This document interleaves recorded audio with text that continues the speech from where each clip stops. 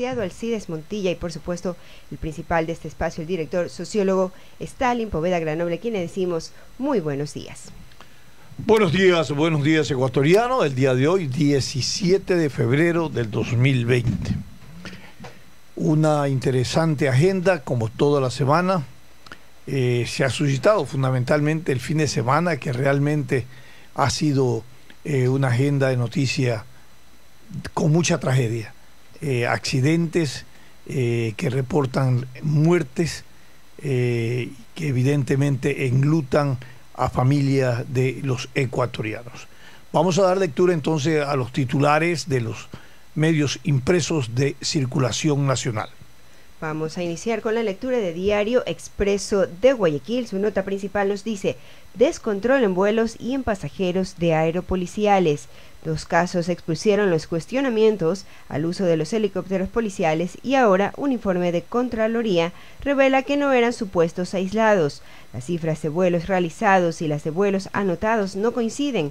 Hay 2.182 trayectos en cuestión por esas inconsistencias. Para el ente de control hay una falta de políticas y procedimientos para las operaciones que deriva en un sistema poco fiable. Tampoco hay registros completos de los nombres de los pasajeros ni de la tripulación que usaba esta nave. Por otro lado, la foto de este diario nos dice: sembrar verde en el asfalto gris. Guayaquil se abrió camino sembrando hormigón en zonas de frondosa vegetación, de las que aún dan testimonio los cerros y esteros de la ciudad. Hoy sigue deforestando árboles para hacer obra. ¿Sería posible revertir el proceso para reverdecer y refrescar las calles? Imposible no es, se pregunta Diario Expreso. En otros temas también, ya lo comentábamos en lo deportivo, faltan 9, pero estaban todos tras el accidente de autobús en Perú, en el que murieron 9 hinchas y medio centenar resultaron heridos. La afición de Barcelona se unió más en el partido de ayer en homenaje a los que dan todo por su club. En la imagen precisamente se ve banderas en las que se han expresado los rostros de las personas que fallecieron en el accidente en Perú. En otros temas, el caracol africano devorador de jardín. Con las lluvias ha regresado la plaga que perjudica a las ciudadelas, esto en Guayaquil. Por otro lado, también nos cuenta este diario: cuidado con el visitante, otra vez apareció en el Yacht Club de Puerto Azul un gran cocodrilo. Este fin de semana fue divisado en la zona donde atracan las embarcaciones, nadando en las aguas del estero salado, el cual es su hábitat natural. De esta manera cerramos la lectura de Diario Expreso y le damos paso al licenciado Alcides Montilla, quien tiene más información. Así es, efectivamente, vamos a dar a conocer los titulares, los 6 titulares que nos trae la portada de Diario El Universo en su edición de hoy, 17 de febrero de 2020. No sin antes saludar a los oyentes de Atalaya y a nuestros compañeros Stalin Teresa y Carlos Pacheco allá en los controles. Bueno, empecemos. El Universo trae en portada una foto de unos futbolistas de Barcelona cabizbajos porque empataron ayer con el equipo ambateño de Técnico Universitario por la Copa Pro Ecuador. Otro titular: bonos de Ecuador generan inquietud. La situación económica y la oposición a medidas necesarias para cumplir con las obligaciones del Estado impactan en el valor que tienen los bonos ecuatorianos en el mercado internacional. Otro titular: la reforma laboral se estanca pese a anuncios.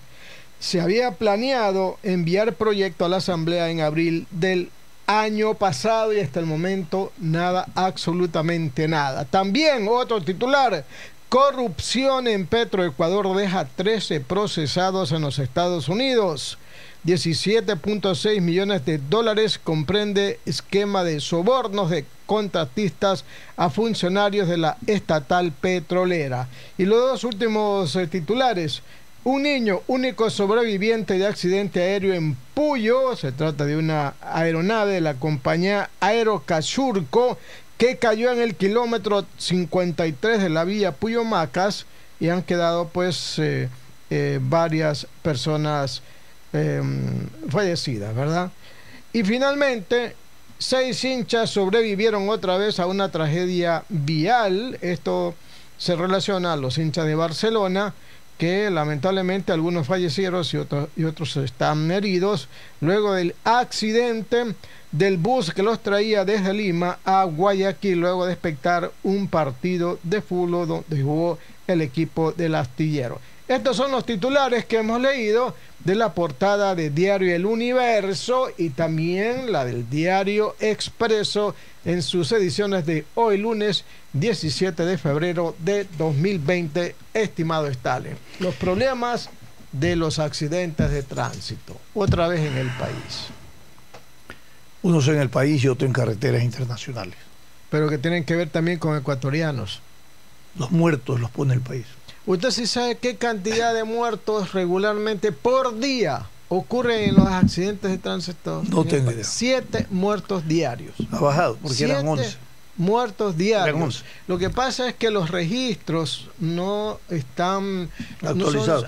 No son similares porque hay accidentes de tránsito donde no se registran los muertos y los heridos porque ocurren en carreteras de tercera y cuarta preponderancia o importancia y porque además en principio aparecen como heridos y después de 3 o 4 heridos resulta que ya están muertos y eso a veces no se lo registra y por eso que se tiene un porcentaje de fallecidos entre 6 y 7 por día por accidente de tránsito. Los números en el 2016, por ejemplo, el número de muertos por accidentes de tránsito fue 1967. En el 2017 fueron 2.153 y en el 2018 2.151. En el año pasado fallecieron 2.180 personas. Fallecieron, no tomamos en cuenta aquí a los heridos. ¿Por qué razón?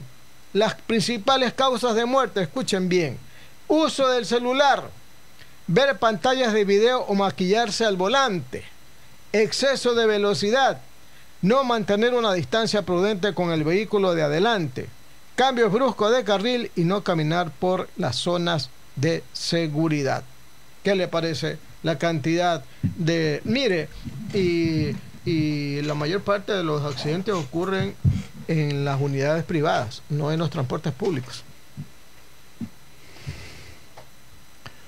Bueno, yo creo que si ocurren en las unidades privadas, es un tema de pericia y de responsabilidad del que maneja su vehículo.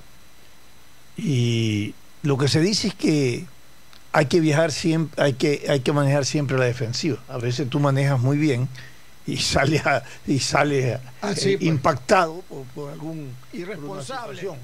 Y en el tema público, esto sí es más complejo, porque no es una persona, pues llevas a 40, 50, 60 personas en un cajón metálico, ¿no es cierto?, manejado por un chofer que no es calificado, que obtienen su licencia a través de la coima, a través de la corrupción, y que, imagínate tú te embarcas en estos vehículos, bueno, y estás en manos solo de esa persona. Y bueno, y ahí están los accidentes, cómo ocurren. Hoy, lamentablemente, este accidente donde han muerto hinchas del Barcelona enluta realmente el espíritu deportivo de este gran equipo Barcelona en el país y a las familias que han tenido que pasar por este lamentable hecho o suceso, que entristece, que evidentemente genera en esta familia pues un estado de colapso, de pena, de tristeza por la pérdida de los familiares. En algunas ciudades del país ha habido manifestaciones de solidaridad en donde han hecho y han puesto de manifiesto las expresiones deportivas, porque muchos de ellos pertenecían también a las barras de estos equipos, ¿no? Claro, regularmente son hinchas que van a hacerle barra a Barcelona y aprovechan para hacer un poco de turismo. No se vienen al otro día de terminado el partido, hacen turismo, se van a visitar Lima, que es una ciudad muy bonita, y otras ciudades de Perú, ¿no? Bueno, lamentable en realidad, pero el tema de lo que usted nos acaba de expresar o comunicar a Alcides sobre las estadísticas de muertes en las carreteras por accidentes de tránsito, es lamentable. No se puede y no se ha podido hasta ahora controlar esta situación. Choferes que manejan con niveles alcohólicos, con licencia caducada, con horas extremas de trabajo. No puede usted poner a un chofer a manejar 8 o 10 horas, pues, ¿no? Evidentemente no va a aguantar, pues. No, pues. Es una misma actividad mirando la carretera. No, pues. Imposible, el cuerpo humano no da para eso. Sin embargo, no se controla posiblemente esto, no sé, hay regulaciones que deben de ir 2 choferes, que deben de descansar, que cada cuántos kilómetros deben de haber alternados, pero en la práctica no se da. Y luego tienes un tema de seguridad, que tienes que revisar la llanta cuando salen del estacionamiento, los vehículos de transporte, si estas llantas están en condiciones para el rodamiento, si su cinta de rodamiento está adecuada. Tampoco. En verdad, a veces usted ve vehículos que transportan a personas y que están a nivel interprovincial, y cuando le mira las llantas parecen tubos, ¿no? Entonces, todas estas imprevisiones, junto a la delincuencia también en las carreteras, que se suben, asaltan a los pasajeros, son cosas que hay que corregir. Y bueno, entiendo que las instituciones a nivel del Estado estarán empeñadas en resolver estos problemas. Hablemos del otro tema, que es aquel que tiene que ver con la visita del presidente Lenín Moreno a Estados Unidos. Se ha terminado, entiendo ya, están de retorno, y se ha destacado y se ha puesto de manifiesto la gran presencia reputacional del presidente Lenín Moreno. Eso es lo que se ha exteriorizado, más allá de los acuerdos. Los acuerdos tienen que luego aplicarse, mi querido Alcides. Sí. Y luego de aplicarse y llevarse a la práctica, están inmersos en un escenario de gobernabilidad de la institucionalidad en el país. Entonces, para firmar un tratado de libre comercio, necesita tener una mayoría de votos en el Congreso Nacional para la reafirmación del Tratado de Libre Comercio.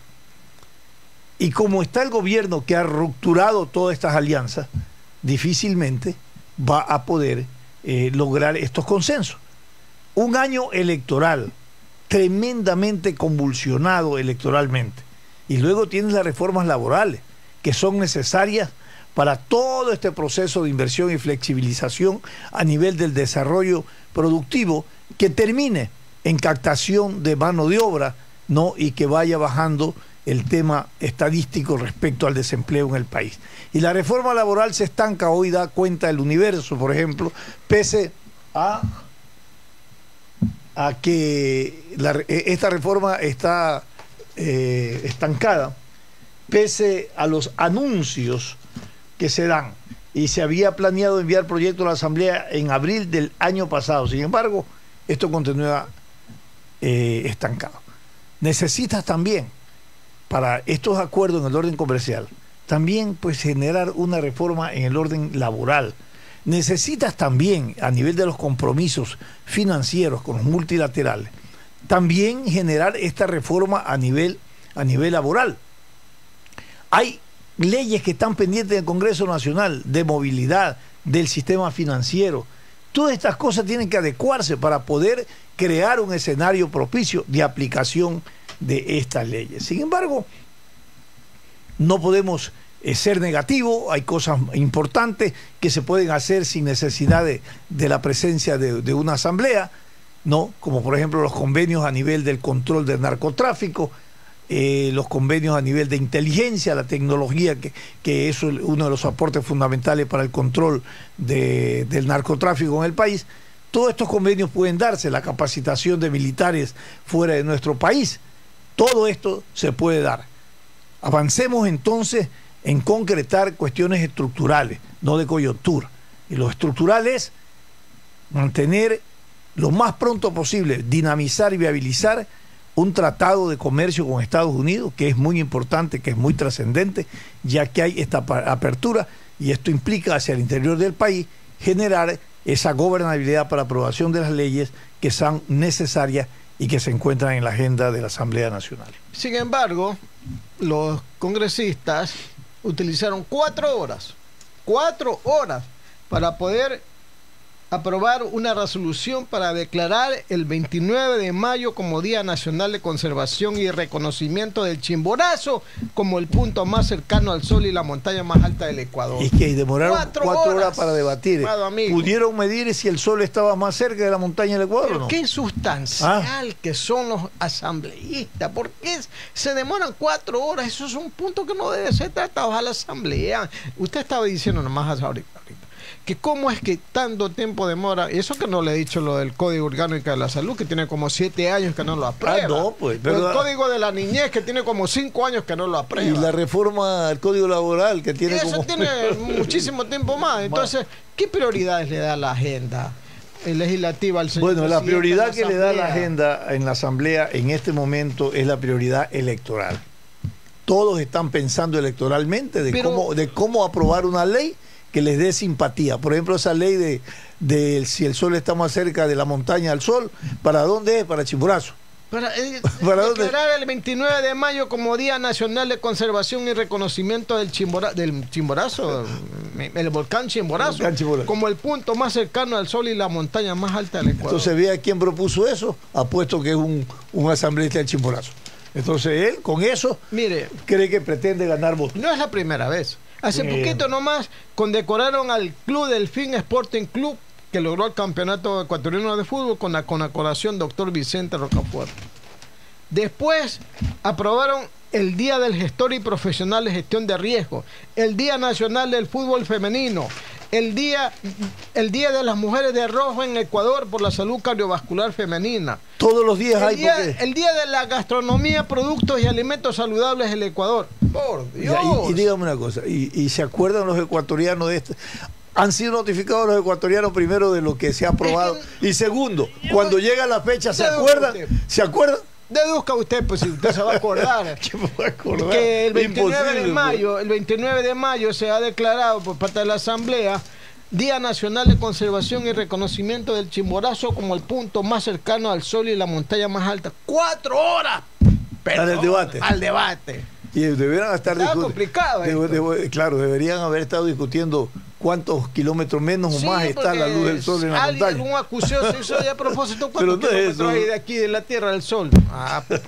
Bueno, que es el punto más cercano al así es los folclorismos en la Asamblea Nacional y los juegos de intereses que subordinan los intereses generales de la nación y del país, y a la espera de muchas leyes que son trascendentes e importantes en el orden estructural, en el desarrollo económico, en la institucional del país, reposan el sueño de los justos. Nosotros, en cambio, sí vamos a aprovechar muy bien el tiempo. Cuando son las 6 de la mañana con 51 minutos, establecemos contacto vía telefónica con el magíster Andrés Briones Vargas. Él es director del Instituto Nacional de Economía Popular y Solidaria. Andrés, buenos días. Stalin Poda le saluda. Gracias por atendernos en este contacto telefónico. ¿Cuál es el rol y el aporte de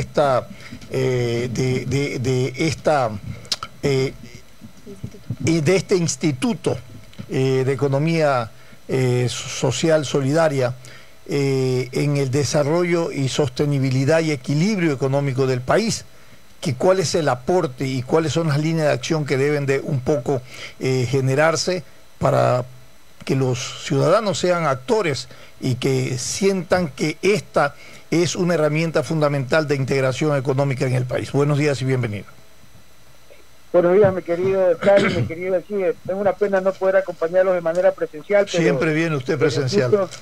Desde Quito, siempre las órdenes y telefónicamente contestar las acciones que estamos haciendo y emprendiendo desde el Instituto de Economía Popular y Solidaria. Empecemos por esas acciones. A ver, comencemos. ¿Qué están emprendiendo? Este instituto, Stalin, parte para fomentar la asociatividad. Estamos hablando que este es un segmento económico en donde lo que se promueve es la asociatividad como mecanismo para generar riqueza en comunidades rurales, en comunidades donde el sector económico está deprimido. Quiero ponerle el caso de asociaciones de mujeres pesqueras esmeraldas o de mujeres que entre grupos de 10 se asocian para montar talleres textiles, confeccionar prendas y comercializar. Entonces el rol del instituto es apoyarlas, acompañarlas y mejorar todas estas actividades productivas para que puedan desarrollar su producción sostener su emprendimiento en el tiempo y crear y sentar bases también de principios de gestión empresarial para que todo este segmento, que son más de 460.000 personas en el país, puedan convertirse en microempresarios y de esta manera encadenarse a todos los ciclos y procesos y empresas en el país, y ayudar también a desarrollar riqueza, prosperidad y empleo, que es lo más importante para nosotros como gobierno. Correcto. Más allá de toda la facilitación que ustedes pueden dar, ¿cuáles son las acciones de coordinación interinstitucional con otros segmentos institucionales que tienen que ver con el crédito, que tienen que ver con capacitación, que entiendo ustedes la dan para la sostenibilidad de estas iniciativas asociativas? Bueno, nosotros partimos desarrollando un nuevo modelo de gestión donde rompemos con la dependencia de la economía popular y solidaria del Sistema Nacional de Compras Públicas. Si bien es cierto, las compras públicas se pueden generar como apoyo para asociaciones que recién están empezando, pero en el mediano y largo plazo, todas estas asociaciones en el país que tienen un producto, que ofertan un servicio, tienen que ser autónomas en el sentido de producir, ofertar y promocionar los productos del mercado ecuatoriano.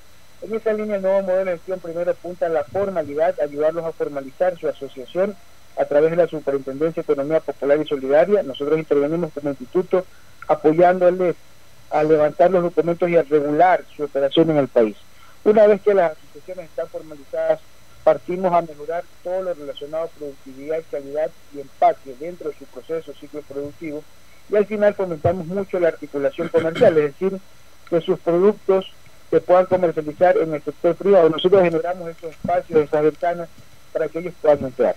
También es importante, como tú muy bien lo mencionabas, estar en la articulación pública-pública. Nosotros en este momento estamos fomentando esa articulación y gracias a ese trabajo, el modelo de gestión que estamos desarrollando y llevando a territorio se suma también a la apertura por parte de la banca pública, CFN y Banco Ecuador, para colocar créditos de una manera rápida, directa y preferencial a todo el segmento de la economía popular y solidaria, para que ellos puedan comprar bienes de capital y mejorar sus procesos productivos. A esto también hay que incorporarle que bajo esta administración estamos impulsando proyectos financiados por la cooperación internacional para entregar créditos no reembolsables a las asociaciones en el país. En Babahoyo estuvimos la semana pasada, el viernes, entregando más de $3 millones a más de 11 asociaciones para comprar bienes de capital, para mejorar la producción, para mejorar sistemas de riesgos y calidad. Ese es hoy por hoy el sentir y el accionar del Instituto de Economía Popular en todo el territorio. Se ha convertido en una agencia de promoción, en una agencia de desarrollo que apuesta por la asociatividad, pero también en la necesidad de articular todo este segmento del gran mercado nacional con principios de buena gestión para que puedan convertirse en microempresarios en mediano plazo. Sí, Andrés, el tema de la asociatividad está vinculado también a un tema cultural.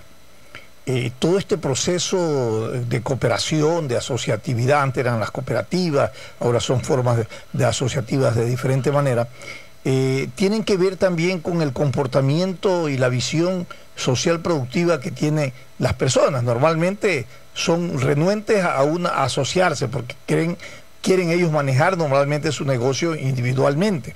Sin embargo, le quiero preguntar, ¿cómo ha ido evolucionando esta percepción que tiene la gente respecto al carácter asociativo productivo en el país, que entiendo es nuevo, con esta ley que está vigente, con este instituto y todos los apoyos que están dando? ¿Y cuáles son los segmentos que mayor proyección tienen o que han ido destacándose en este proceso de asociatividad? Yo te podría mencionar, mi estimado Stalin, que con mucho entusiasmo de recorrer el país, he notado que todas estas asociaciones que comenzaron a nacer desde el 2008, ahora tienen toda esa visión de convertirse en microempresarios. Qué bueno. Si bien es cierto, el afán individual dificulta el trabajo asociativo, también es bastante cierto que en el caso de las mujeres y en comunidades rurales, el trabajo conjunto y cooperado les ha ayudado a mejorar sus capacidades y obtener riquezas para poder salir de la pobreza. ¿Por qué las mujeres prevalecen en esa iniciativa de carácter asociativo? ¿Por qué? ¿Qué es lo que han investigado ustedes? Al estar en sus hogares, al ser administradoras naturales, han visto en la asociatividad una oportunidad también para generar ingresos y ayudar a sus esposos a mantener y administrar la familia con más recursos. Correcto. Les quiero poner el ejemplo en Santa Elena, en la comunidad Zapotal. Estuve hace 2 semanas visitando esa comunidad y me encontré una asociación con más de 20 mujeres que llevan ya 7 años en su taller, y es un taller de primera, ¿no? con todos los bienes, con todas las maquinarias que necesitan para comenzar a producir.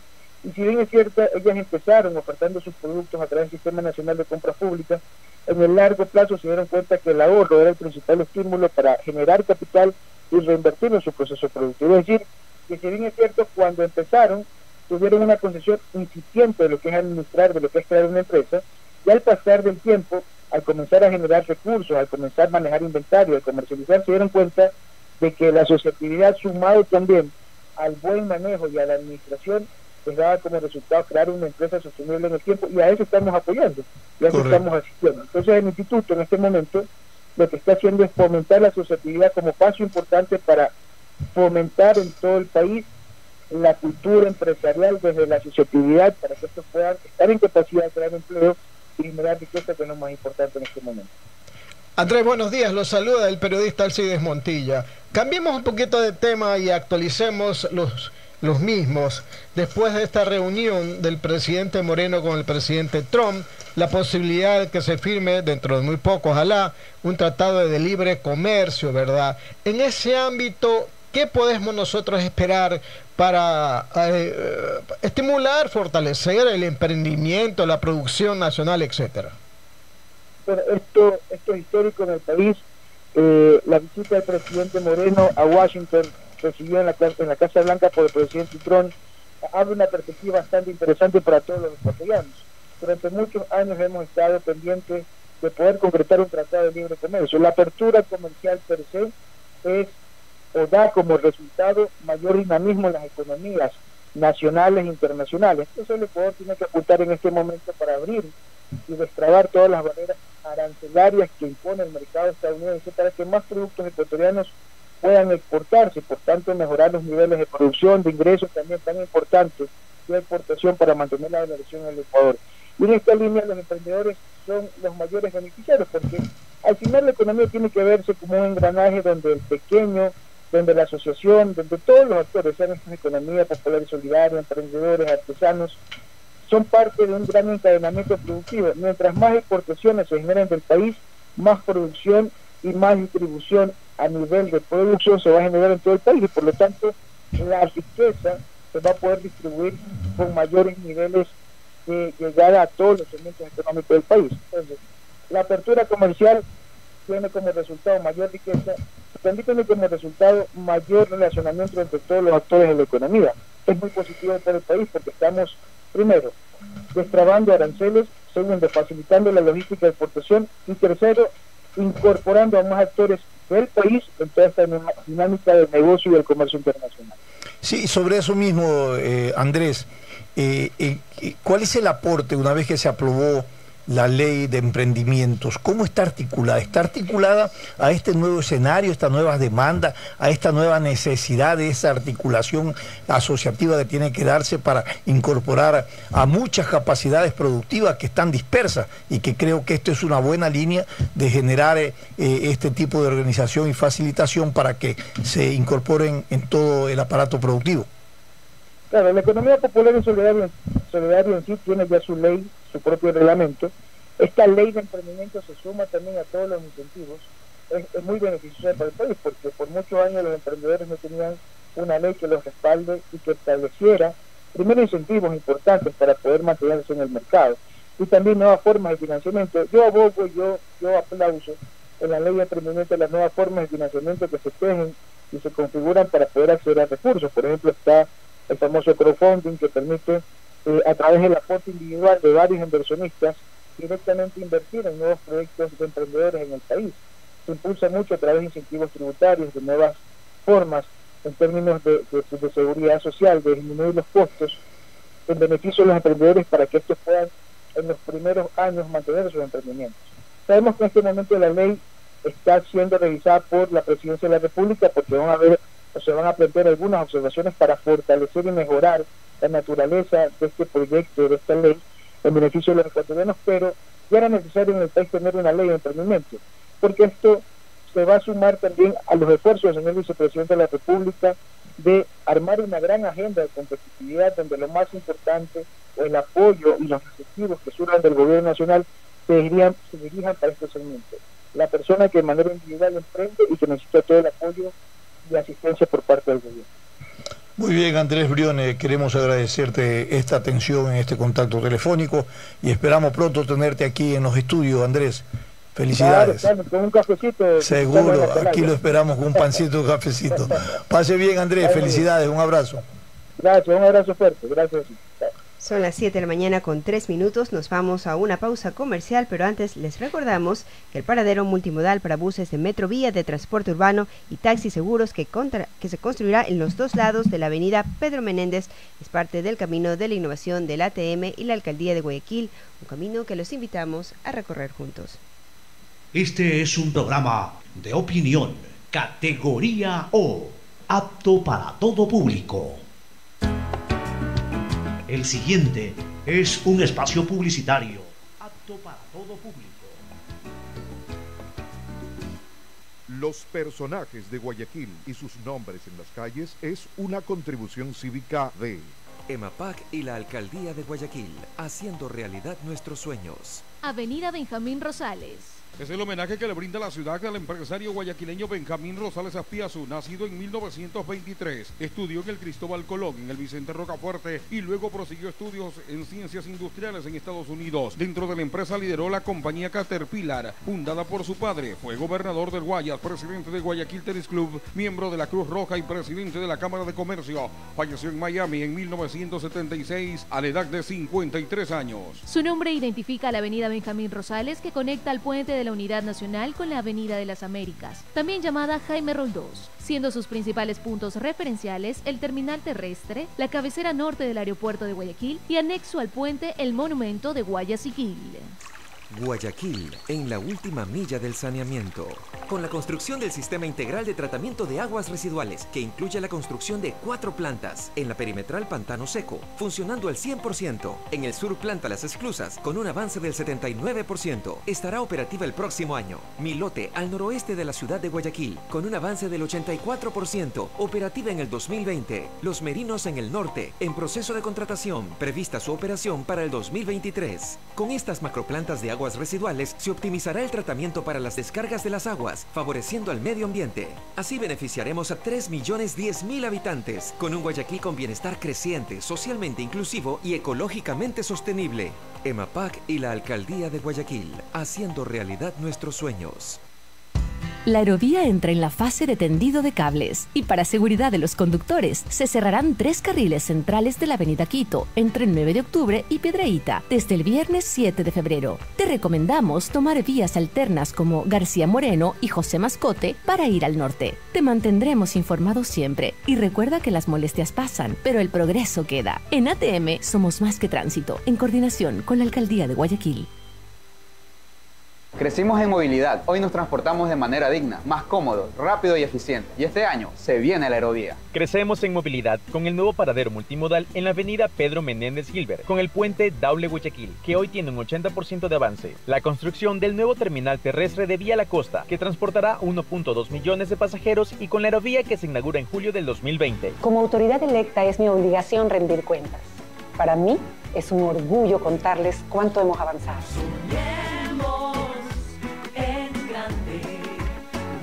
Alcaldía de Guayaquil. Estamos contigo siempre, con la pensión que mereces.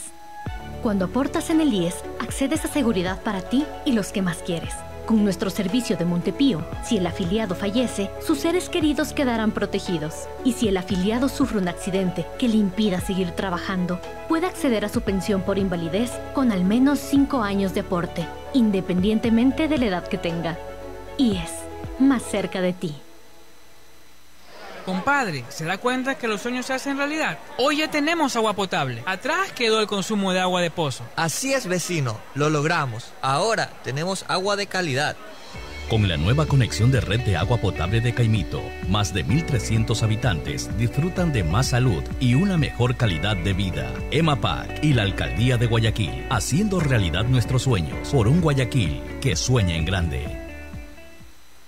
En febrero, con tu carro revisado, estamos más seguros. Este mes, la revisión vehicular es para los carros con placas terminadas en dígito 1. Saca tu turno ingresando a www.atm.gov.es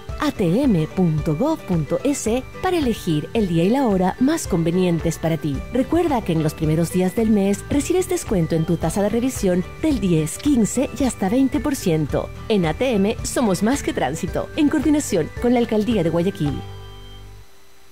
Calles nuevas y veredas donde antes había lodo por el invierno. Parques nuevos y lo mejor de todo, canchas múltiples. Más de 1 millón de metros asfaltado beneficiando 2.8 millones de guayaquileños con la creación de 31 parques, 5 nuevas canchas, el complejo Benjamín Robles de fútbol y béisbol y 3 nuevos parques acuáticos en Bastión Popular, Vergeles y Marta de Roldós. Como autoridad electa es mi obligación rendir cuentas. Para mí es un orgullo contarles cuánto hemos avanzado.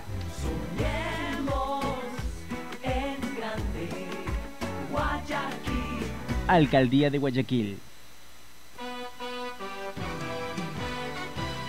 Esta semana se sigue escribiendo una nueva historia en la Copa Libertadores de América cuando el miércoles 19 de febrero en el Monumental Banco Pichincha se enfrenten Barcelona ante el Cerro Porteño de Paraguay. Un encuentro por la tercera fase de la Copa Libertadores de América. Partido de ida. Miércoles 19 de febrero, 7:30 de la noche. Poco a poco, el ídolo del astillero se acerca a la zona de grupos. Nuestra jornada copera continúa este jueves 20 de febrero desde el estadio George Capwell, Banco Pacífico. 17:15, 5:15 de la tarde, Club de Sport Emelec se enfrenta al Blooming de Bolivia por el partido de vuelta de la primera fase de la Copa Sudamericana. Lo invitamos a que forme parte de nuestra gran transmisión. Copa Libertadores, Copa Sudamericana, aquí en los 680 AM del sistema de emisoras Atalaya. Atalaya, 75 años, la radio más copera del Ecuador.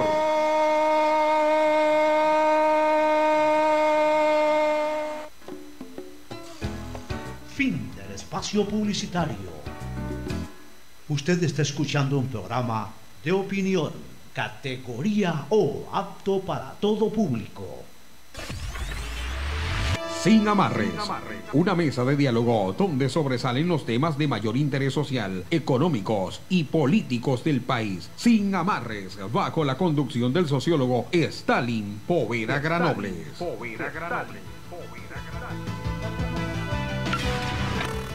En Sin Amarres, le damos la bienvenida al invitado de hoy.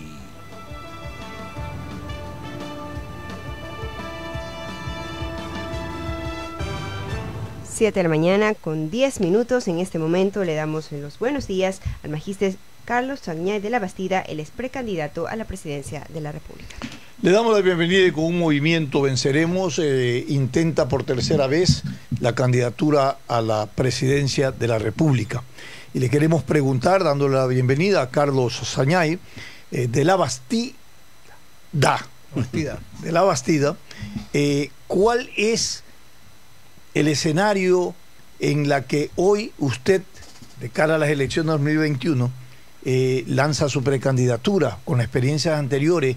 ¿Qué es lo que hoy debe de rescatar para no cometer posiblemente los errores anteriores? Y hoy, ¿qué posibilidad tiene su candidatura de irrumpir en las estadísticas un poco aproximativas en términos de llegar a la presidencia de la República? Buenos días y bienvenido. Muy buenos días, estimado Stalin, Alcides, toda la ciudadanía que nos está escuchando, el programa Sin Amarres de Radio Atalaya. Quiero agradecerles en primer lugar por invitarme y estoy con mucho gusto aquí para contestar sus preguntas.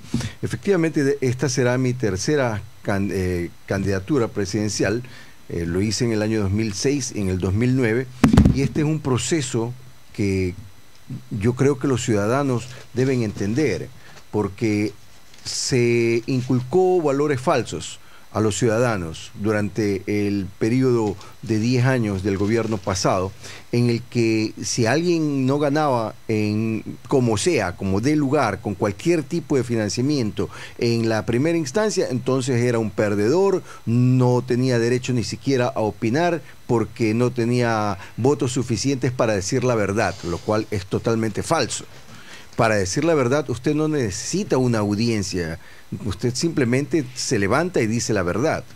O sea, no es por voto de confianza aquí la verdad. Y eso lo dijo el Papa Benedicto XVI, o sea, no es cuestión de popularidad. La verdad es la verdad, así lo diga una sola persona. Entonces, usted me pregunta qué hay de aprender de lo pasado. Cuando yo empecé en el año 2006, ustedes recordarán que a mí no me conocía absolutamente nadie. Yo lancé mi precandidatura, no había vivido aquí en el país por muchísimo tiempo, había tenido una pequeña actuación en Petroecuador por 5 meses y medio. Usted ve hoy en los periódicos acerca de los casos de corrupción de Petroecuador, algunos de ellos yo los denuncié y me votaron. Y claro, cuando me pidieron la renuncia, yo dije, no, yo no tengo por qué renunciar, he hecho mi trabajo bien, yo no voy a mentir. Los que renuncian dicen que se van porque tienen un asunto de enfermedad, un asunto familiar, yo no tengo ninguno de ellos, así que vótenme. Y me votaron. Y está bien. Yo no busqué ese trabajo, me lo ofrecieron, lo acepté y punto. No les gustó que yo sea honesto y me despidieron. Ahora vemos que tenemos, por ejemplo, 2 expresidentes de Petroecuador que están presos. Uno de ellos fue justamente presidente de Petroecuador cuando yo fui miembro del Consejo de Administración de Petroecuador. El otro, Calvo Piña, me refería primero a Capaya. Calvo Piña entró en 1980 a CEPE juntamente conmigo, mes de octubre. Nos iniciamos juntamente, ahí está, él está preso, yo estoy libre y hablo lo que tengo que decir libremente. ¿Capaya qué era en ese tiempo? Capaya fue presidente de Petroecuador en el año 2005. Entonces, y yo fui miembro del Consejo de Administración de Petroecuador. 2005.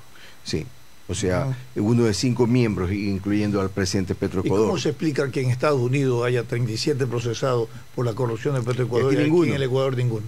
Se explica que en Estados Unidos estos señores están implicados con el lavado de dinero que se llevaron allá y compraron activos que no han podido justificar. En cambio aquí se hace lo que les da la gana, la gente tiene activos que no tienen justificación y sin embargo viven campantes, son miembros de la gran sociedad de Ecuador, una sociedad corrupta, que es lamentable. Es decir, la justicia aquí en Ecuador no funciona, deja mucho que desear. Aquí hemos visto que hay algunas personas prepotentes que les pegan a los guardias cuando cumplen con su función, pegan a los policías y no pasa absolutamente nada. Usted le pega a un policía en Estados Unidos, se va preso. Así sencillo. Entonces aquí en Ecuador nosotros todavía vivimos como en la selva. ¿Y por qué generalizar la sociedad ecuatoriana como corrupta? La sociedad. Porque, o sea... ¿Por qué no particularizar en un estamento que genera todo este proceso de corrupción y de descomposición de valores? O sea que es una generalización, usted tiene toda la razón, no podemos decir que todos son corruptos, ¿verdad? Pero sí es una sociedad altamente corrupta y eso vemos cuando hay un ranking internacional de corrupción, es decir, nosotros estamos muy lejos de asemejarnos a Noruega, por ejemplo. Bueno, esos son países altamente desarrollados y con unos niveles e indicadores de sostenibilidad, de democracia, de libertades, de respeto y de valores. Pues, han sido procesos muy largos y que evidentemente ya quisiéramos tener de nuestro país. Sí, pero esa es la diferencia, que los unos están desarrollados, nosotros no lo estamos. Para estar desarrollados nosotros necesitamos gobiernos que propicien ese desarrollo y no que propicien la corrupción. Yo le estaba indicando que en el gobierno pasado se inculcó justamente los valores equivocados, que los llaman antivalores, como decir, por ejemplo, si perdiste no tienes derecho a opinar. Si perdiste eres un perdedor, no, lo que tú dices es falso, cosas así que no son correctas y eso lo vieron los jóvenes. El día de hoy es diferente en el sentido de que la gran mayoría de los ciudadanos ecuatorianos son menores de 40 años. Ellos son millennials y se llaman generación X, cosas por el estilo, pero los que están entre 16 y 39, 40 años, son más del 50% de la población nacional, y ellos no están de acuerdo con la generalización que hemos tenido antes de izquierda y de derecha. Ellos no creen en este tipo de gobierno. ¿Y usted por qué insiste en ser candidato a la presidencia y qué oportunidad tiene? Yo insisto porque Ecuador necesita de personas serias, honestas, que estén vinculados con el pensamiento de desarrollar al país y no simple y llanamente ser parte del montón, que significa lo mismo, un continuismo lleno de corrupción, que es lo que nosotros rechazamos. Los que no queremos un país retrasado, un país sin opciones a desarrollarse. Mire, por ejemplo, el problema que tenemos con el IES es algo que yo aquí en Radio Atalaya y otras radios lo denuncié por muchos años.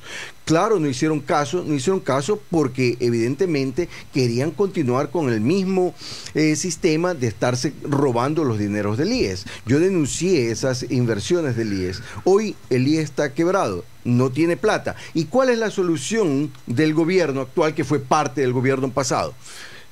Primero, continuar cogiéndose el dinero del IES. Es decir, ya expiró el tiempo de los bonos que le daban a los afiliados al IES de sea 10, 15 años, y deberían devolverle el dinero, y no le devuelven el dinero, sino que renuevan estos bonos por 10, 15 años más. Es cuando se decía que el IES va a tener papel y no dinero para la jubilación. Entonces tiene papel, pero no tiene plata para pagar a los jubilados. Yo tengo conocidos que me dicen, quiero jubilarme y no hay plata para pagarme la jubilación. El gobierno lo que quiere hacer es incrementar las aportaciones de los afiliados e incrementar el número de años para que puedan jubilarse. Esa es la solución que ellos dan, y ahora nos quieren meter gato por liebre. Nos están diciendo que ahora el ecuatoriano vive más tiempo que antes, entonces hay que incrementar el número de años antes de jubilarse, cuando la realidad es que se han robado la plata. ¿Cómo se corrige esas distorsiones a nivel del IES? O sea, en primer lugar, no hay por qué tocar ese dinero. Hay que entender que el afiliado al IES tiene un riesgo bajo, no alto. Esto significa que las inversiones del IES deben ser de riesgo bajo, aunque ganen poco interés. Porque cuando le pagan alto interés es porque el riesgo es alto, como ya vimos con el notario Cabrera, por ejemplo, le dan altos intereses. Hay que preocuparse. Y estaban, claro. O el banco cuando te pone tasas atractivas y captación de capitales, hay que preocuparse. O sea, no es por gusto que le dan. Están recogiendo dinero. Cuando a usted le ofrecen una tasa de interés baja, es porque el riesgo de que usted pierda el capital es bajo.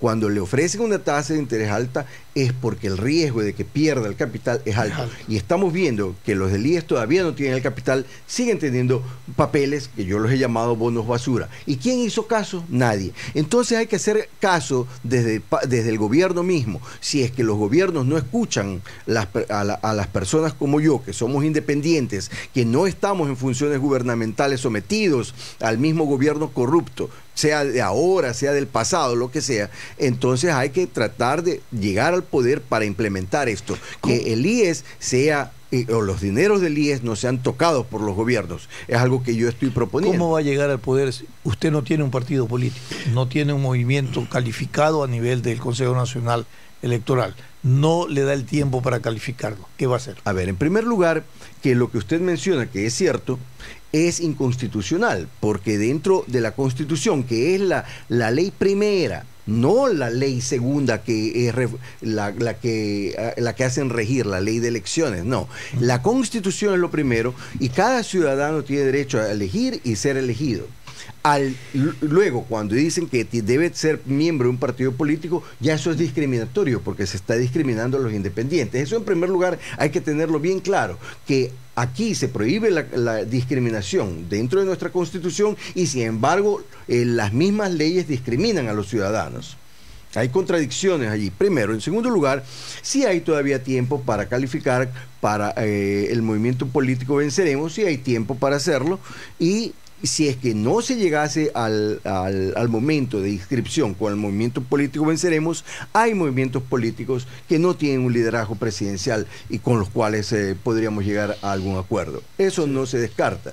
Ahora, veamos que el pueblo ecuatoriano, el día de hoy, piensa de manera similar como lo hacía en el año 2002 y como lo estaba haciendo para el 2007, en el sentido de que están cansados de los partidos políticos tradicionales, están cansados de los políticos que ya han tenido su oportunidad antes y que desperdiciaron esa oportunidad para hacer exactamente lo mismo, para no dar un cambio, el cambio que prometieron al país. Hubo cambio de personas, hubo cambio de cabezas, pero no hubo cambio de sistema, que es lo que necesitamos en el país. Es decir, ya al menos 54% de los ciudadanos jóvenes, millennials, no quieren ni la derecha ni la izquierda. Quieren personas justamente que prediquen lo que estoy predicando yo desde que me inicié políticamente, que es política de centro. Y no es política de centro que yo he sido, por decir algo, siempre de derecha y de repente ahora digo que soy de centro. El asunto no es decirlo, el asunto es practicarlo. Y lo que indico claramente es que nuestro programa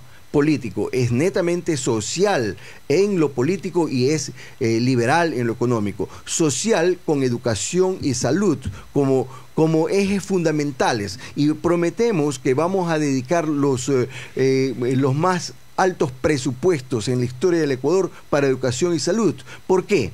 Porque queremos un Ecuador desarrollado. Y un Ecuador desarrollado significa un Ecuador que se dedique a la educación para los niños y la salud para los ancianos. Disculpe que le interrumpa, pero el orden de prioridades en este momento es, si un candidato presidencial no ofrece solucionar el problema del empleo y el problema de la seguridad, no está. Sí, pero usted no me ha dejado terminar. O sea, hablé que hay dos ejes. De la salud, sí, de la educación. Eso en lo social. Como prioritario, pero yo le digo, la prioridad es en este momento empleo y seguridad. Sí, Carlos. pero perdóneme, para que usted me diga qué es lo que yo tengo que pensar, tiene que escucharme primero. A ver, porque eso es. Está en el orden de prioridades la salud, por supuesto, el empleo y la seguridad. Por supuesto, porque hay 7 ejes fundamentales de mi proyecto y no es de ahora, es desde el año 2006.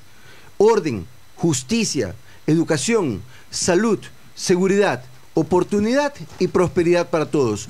He hablado primero de la parte social, educación y salud. Educación para los niños, salud para todos, especialmente preocuparse por los ancianos. Eso significa desarrollo en cualquier país del mundo. Pero, ¿cómo se van a obtener los fondos para dar educación y salud? Ese es el segundo eje. El segundo eje es, en la parte económica, un proyecto liberal de creación de empleo. Pero aquí les han querido hacer creer a ustedes que no hay creación de empleo y no hay creación en riqueza porque los impuestos son muy altos. Y esto lo dicen banqueros que en el año 2013 pagaban 13%, a escondidas, que no lo sabíamos. Solamente cuando el candidato banquero ofreció incrementar el bono, entonces ahí apareció que el entonces presidente de la República y dijo, ahora lo vamos a castigar, les vamos a quitar este beneficio que ustedes pagan 13% y van a pagar como el resto, que pagaban entonces 25%, ahora 23%. Entonces aquí no tiene por qué alguien tener corona. 23% no es alto. Sin embargo, yo digo, no vamos a incrementar los impuestos. Lo que nosotros vamos a bajar son las tasas de interés. Ese es el principal problema por el cual no hay creación de empleo. Porque uno necesita estar demasiado loco para emprender algo y tener primero que pagarle al banco 20% de interés en el capital. Eso es prohibitivo. Eso es lo que no crea opción para empleo. Entonces sí, cuando bajen las tasas de interés, nosotros vamos a crear empleo. ¿Cómo?